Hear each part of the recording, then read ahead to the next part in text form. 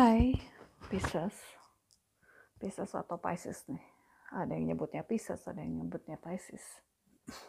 Ketemu lagi dengan aku ya. Kita akan ngebahas lagi untuk energi percintaan kamu di bulan November. Gak kerasa ya, waktu berjalan terus. Kita udah lama kayaknya gak ngebahas tentang energi percintaan kalian. Dan sekarang ini adalah giliran kalian. Sebelum aku mulai, aku mau ngejelasin beberapa hal. Yang pertama, bahwa bacaannya sekarang aku rubah metodenya.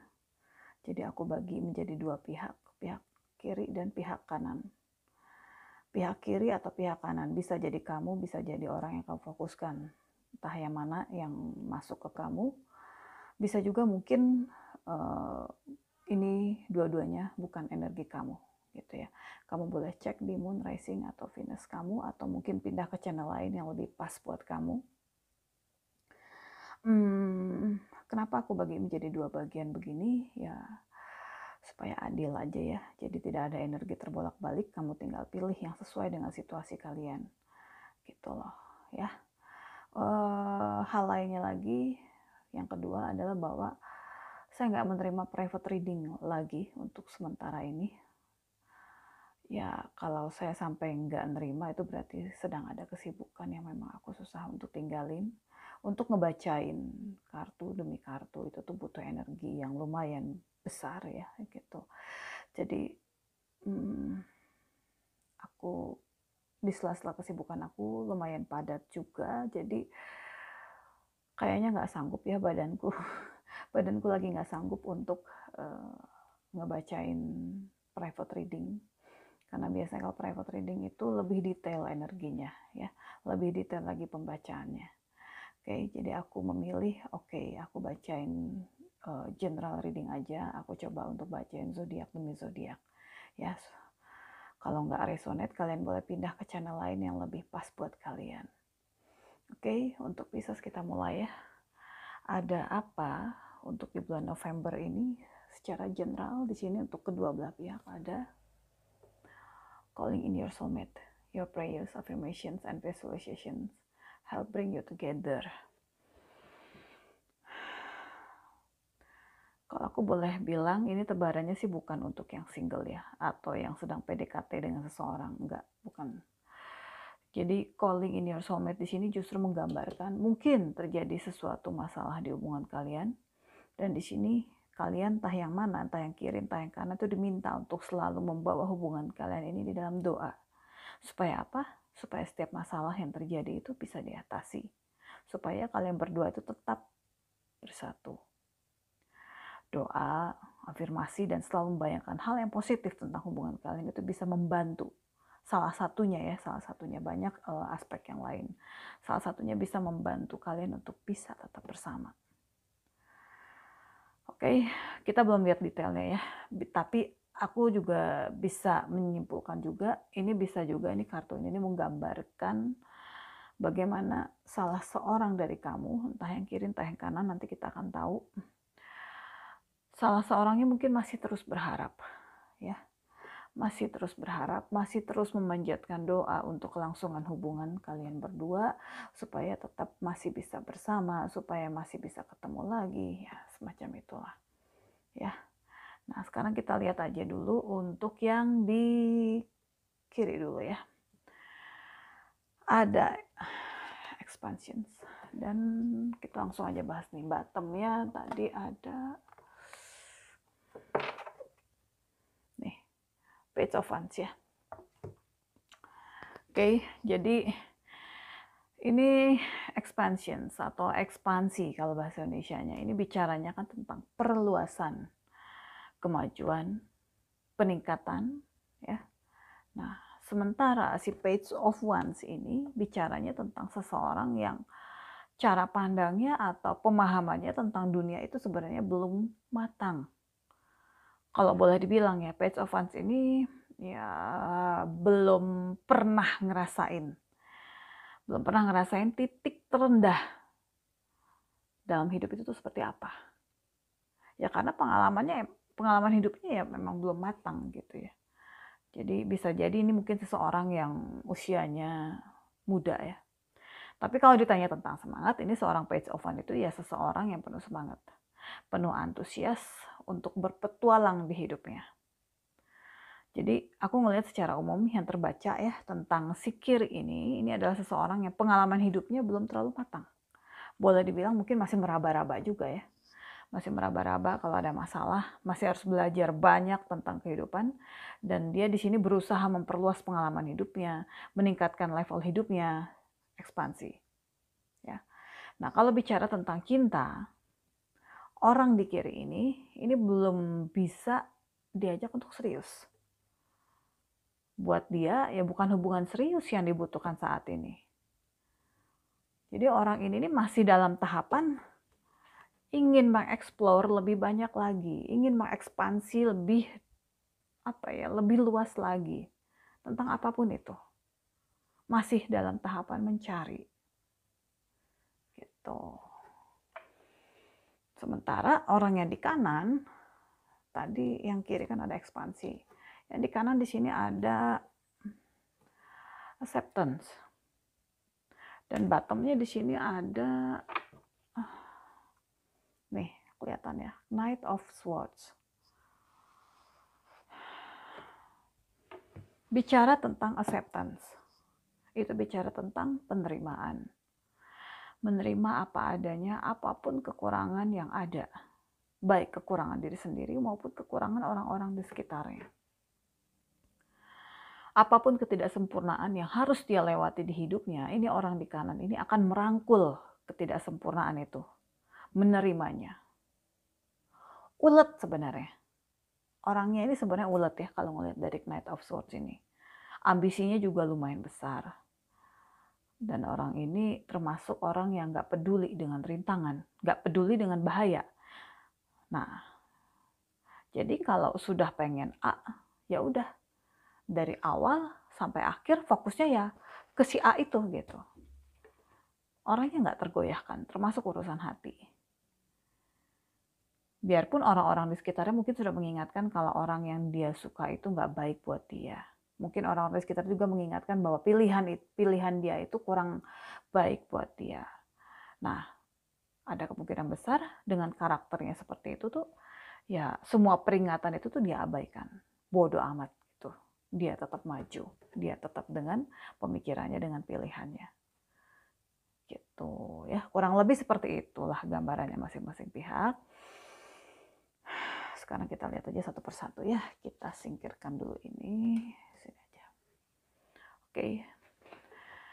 Kalau ngelihatnya sih yang kiri, ini ada lovers. Yang kiri. Awalnya dulu orang di kiri ini lumayan besar rasa kasihnya, rasa cintanya untuk orang yang di kanan. Kalau dibilang cocok, ya dia merasa cocok. Merasa klop sebenarnya dengan orang yang di kanan. Nah, cuma orang di kiri ini orangnya penuh trik ya dalam hubungan. Gak sepenuhnya loh dia itu tuh jujur di hubungan. Jadi ada yang dia sembunyikan di dalam hubungan sebenarnya. Ini ada magician juga nih. Ya. 3 kartu ini menggambarkan bahwa dia itu tuh seseorang yang penuh trik di dalam hubungan. Ada sesuatu yang dia sembunyikan. Banyak akal. Ya. Termasuk tadi kan bottomnya juga Page of Wands ya. Page of Wands itu seseorang yang kreatif, banyak akal juga gitu. Ada rahasia yang dia sembunyikan.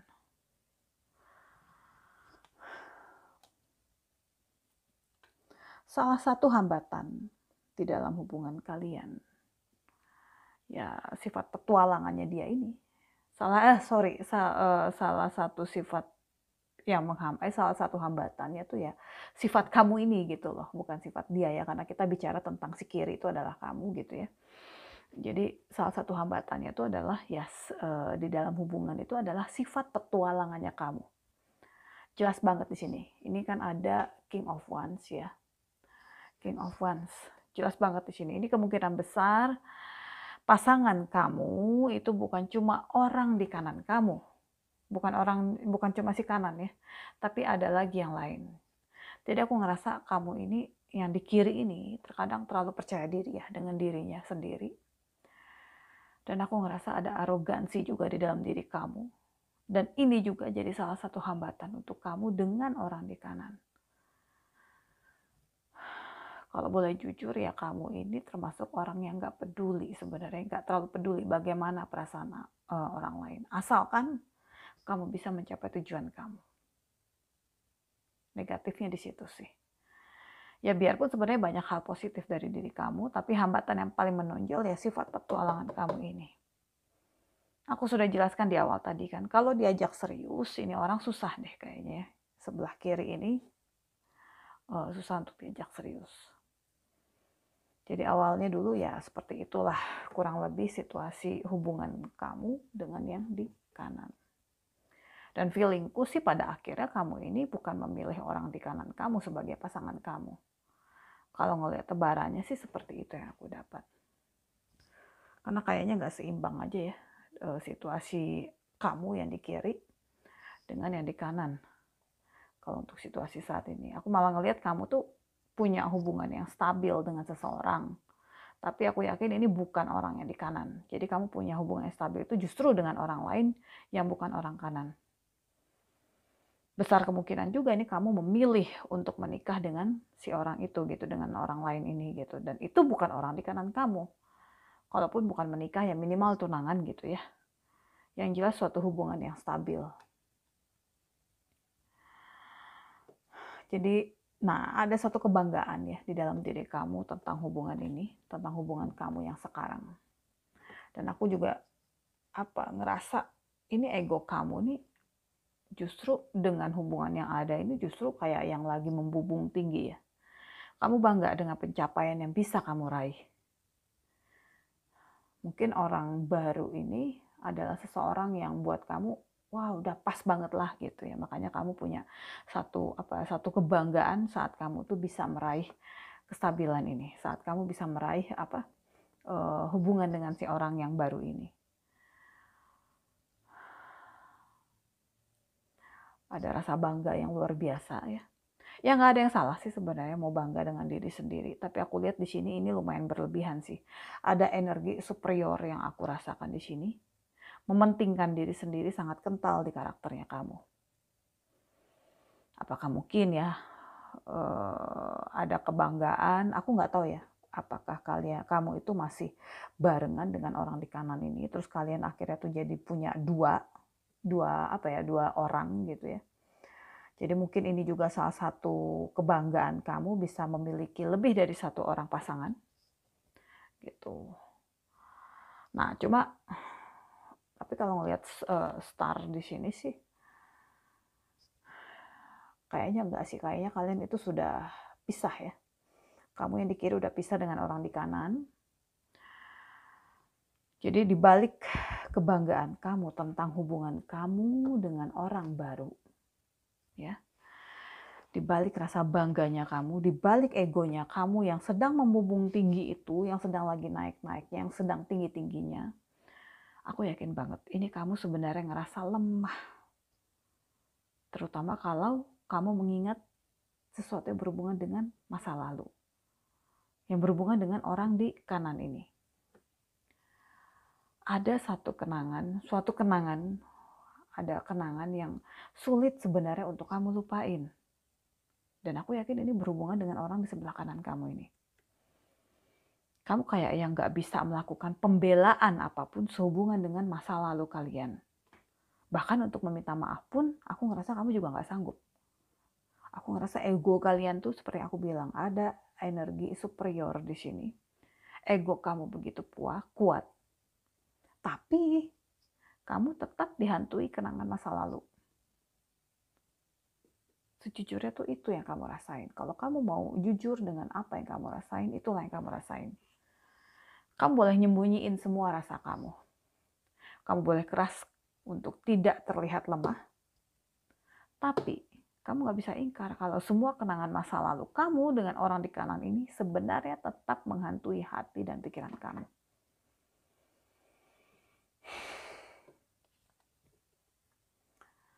Kalau menurut aku sih,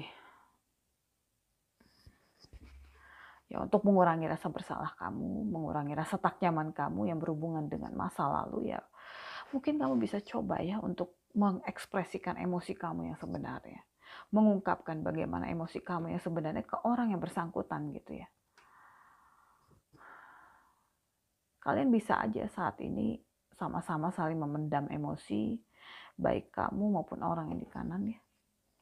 Emosi itu bukan cuma tentang marah atau benci kan ya gitu. Rasa bersalah, rasa lemah, rasa takut itu juga semua berhubungan dengan emosi. Jadi ya buka hati kamu, ekspresikan yang sebenarnya dan ungkapkan. Kalau kamu mau pengen tenang, itu kan balik lagi ke diri kamu. Ada orang yang misalnya udah pisah, ngapain juga harus ngubungin dia? Ya kan ada yang seperti itu gitu ya. Tapi ya itu terserah aja. Itu kan ini kan hanya pandangan aku dengan melihat tebaran yang ada gitu ya. Jadi aku rasa selama ini kamu kurang peduli sih sebenarnya dengan bagaimana perasaan orang di kanan ini atas semua sikap kamu, atas semua keputusan kamu. Mau sakit kek, mau sedih kek, kamu kayak kurang empati. Mungkin dulunya tuh ya saat kalian masih bersama, ya saat kamu pengen ketemu ya ketemu. Tapi saat kamu menemukan yang jauh lebih asik, kamu seperti ya boleh dibilang gak peduli dengan keberadaan orang di kanan. Mau marah kayak dia itu, mau sedih kayak dia atas semua sikap kamu, orang peduli. Sing penting kamu dapet yang kamu mau. Nah, itu yang aku dapet. Nah, sikap seperti itu loh yang aku bilang tadi itu kurang empati. Jadi sesekali kamu coba deh untuk berdiri di posisinya. Rasakan apa yang dirasakan kalau kamu ada di posisi yang sama dengan dia. Ya kalau memang nggak bisa dilanjutkan lagi ya bisa bicara baik-baik, selesaikan baik-baik dan bukan lari.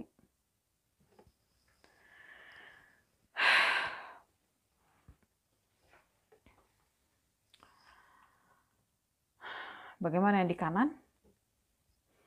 Ya, kita lihat situasinya seperti apa dulunya. Strength. Seperti aku menjelaskan tadi di awal ya. Di acceptance tadi. Nih. Orang di kanan ini penerimaannya cukup tinggi sebenarnya. Apapun sikap orang si kiri ke dia, itu dia terima dengan sabar. Secara positif sih aku bisa bilang kasih sayangnya kamu yang di kanan ini ke orang yang di kiri itu sangat tinggi. Kesabaran kamu tuh luar biasa ya, nerimo banget. Ya penuh kasih ke orang di kiri, lembut juga, cuma ya kalau terlalu nerimo pun menurut aku kurang baik juga ya. Kalau orang di kiri ini bisa memperlakukan kamu dengan baik, aku rasa kasih sayang kamu, kesabaran kamu pun ya nggak masalah, ya nggak akan sia-sia.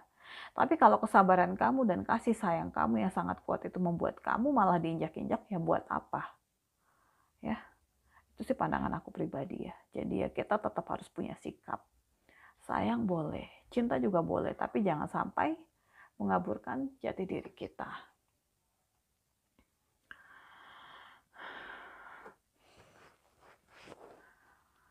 Masih berhubungan nih dengan si acceptance ini tadi. Jadi aku ngerasa ya dalam pikiran kamu juga ada semacam pembelaan untuk orang di kiri ini. Saat orang-orang mengatakan tidak untuk orang di kiri, ya saat orang-orang menganggap kalau hubungan kalian ini mungkin konyol, kamu ini tetap dengan pikiran bahwa semua orang berhak mendapatkan kesempatan. Nah, ini loh, begitu sabarnya kamu dalam hubungan dengan si orang di kiri ini. Penerimaan kamu ke dia itu luar biasa banget.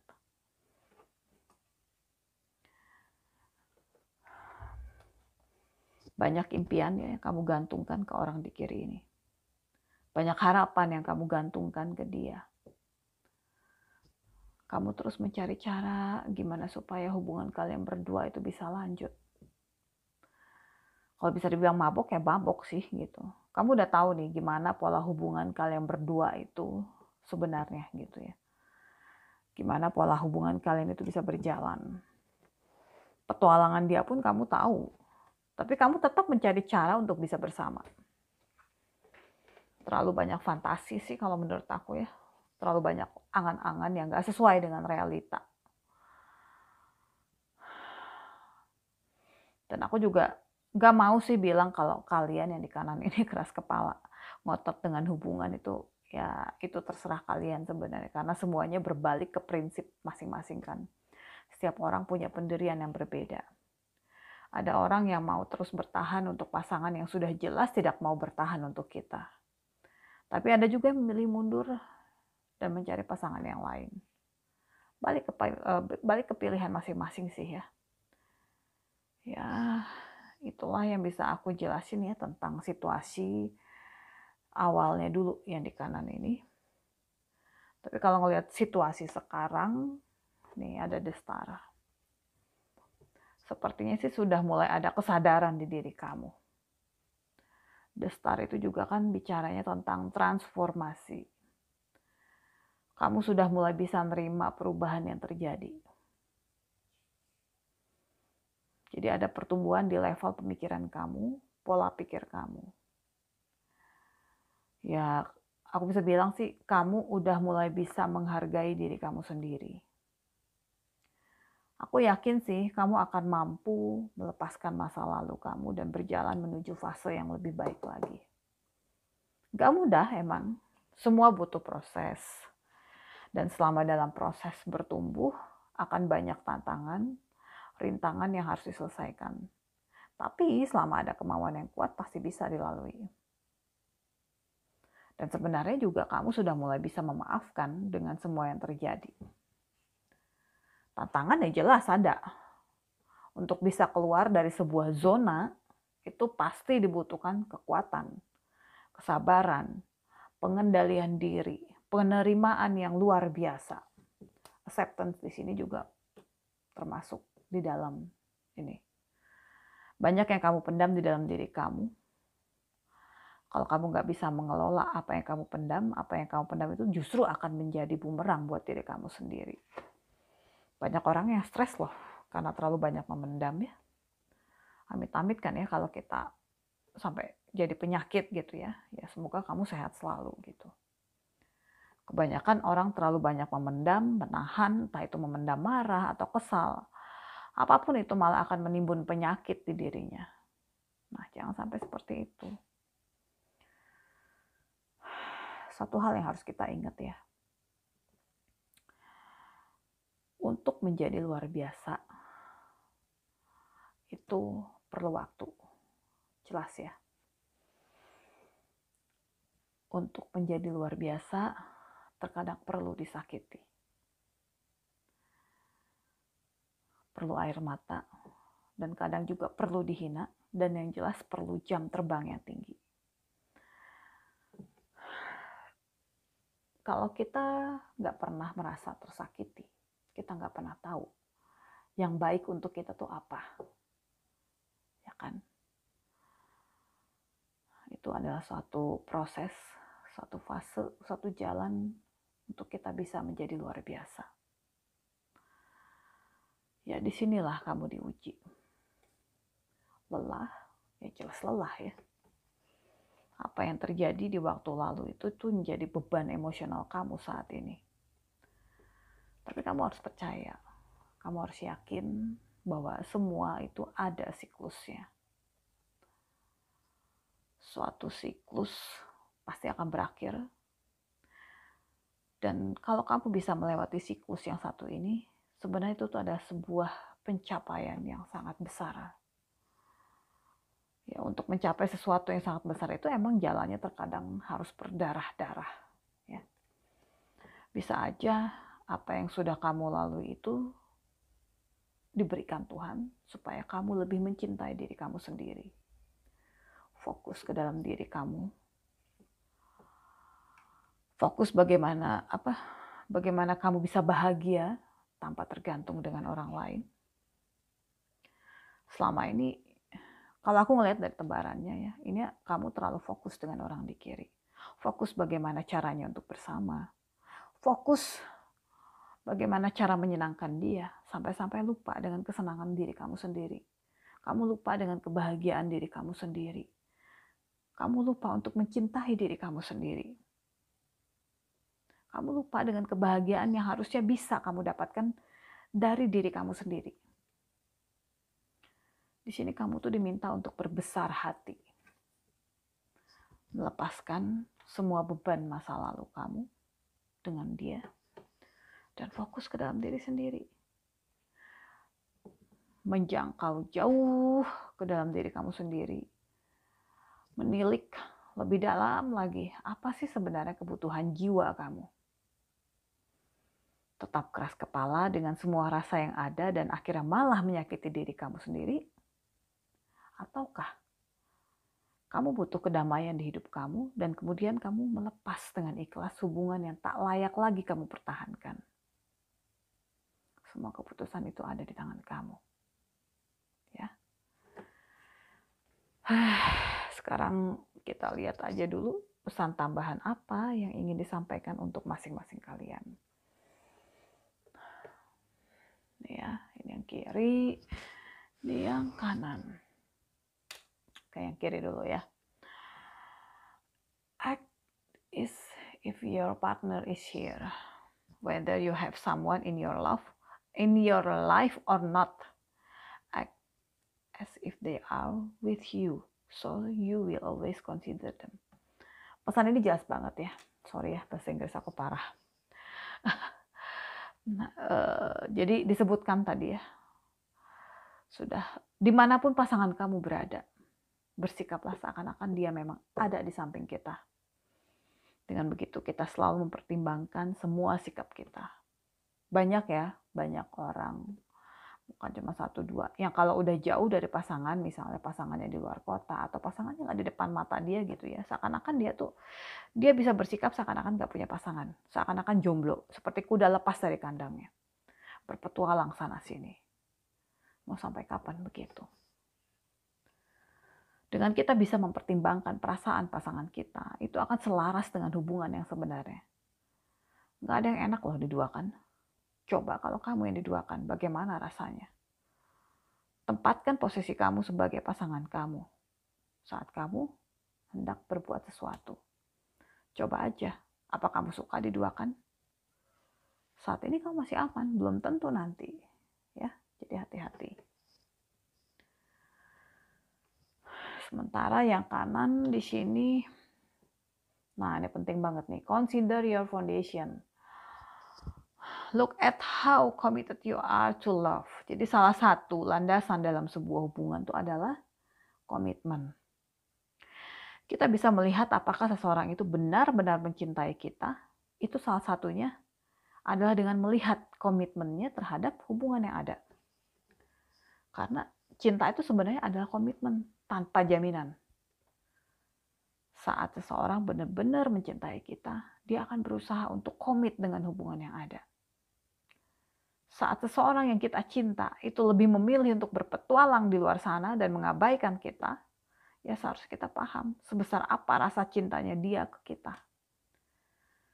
Kita bisa menganalisa kan, sekomit apa sih dia dengan hubungan yang ada. Kalau dia lebih memilih yang lain, artinya dia nggak punya komitmen apapun tentang kita. Jadi bisa ditebak kan, apa rasa dia sebenarnya ke kita. Pesan ini pelajaran banget buat kita semua ya. Semua keputusan ada di tangan kamu. Semua balik lagi ke diri kamu. Ya. Apapun itu, semoga kalian bisa mendapatkan yang terbaik di hidup kalian. Ya, itu aja dulu untuk Pisces. Thank you udah nonton video aku. Kita ketemu lagi di video-video yang lain. Bye-bye.